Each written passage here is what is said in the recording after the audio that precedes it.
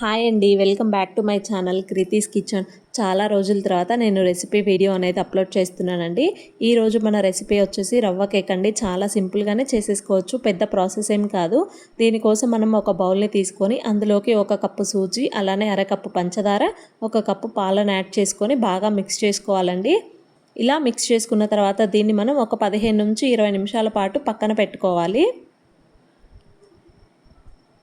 ఈ విధంగా మనం మూత పెట్టి ఒక 15 to 20 మినిట్స్ పక్కన పెట్టుకోవాలండి. ఇలా నానబెట్టుకోవడం వల్ల మనకి రవ్వ అనేది పాలల్లో బాగా నానుతుంది.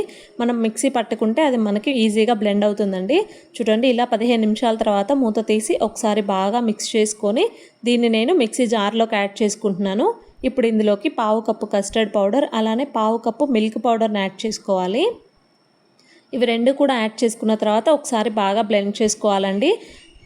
ఇప్పుడు ఇందులోకి 1/2 కప్పు ఆయిల్ యాడ్ చేసుకొని మరొకసారి మంచిగా మనం దీన్ని మిక్సీ పట్టుకోవాలి.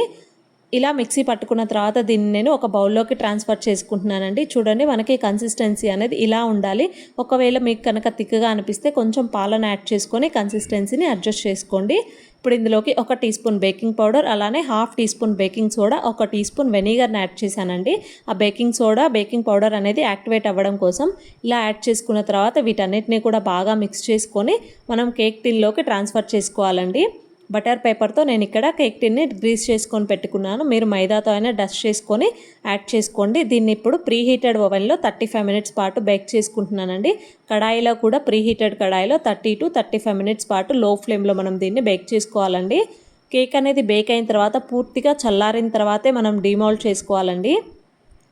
చూడండి, ఇలా చల్లారిపోయిన తర్వాత దీన్ని డీమోల్డ్ చేసి నేను కట్ చేస్తున్నాను. చాలా స్పంజీగా వచ్చిందండి కేక్ అనేది, చాలా టేస్టీగా కూడా ఉంది. ఇలా మనం ఇంట్లో పిల్లలకి చేసి పెట్టడం వల్ల కొంచెం హెల్తీగా ఉంటుంది కదండి.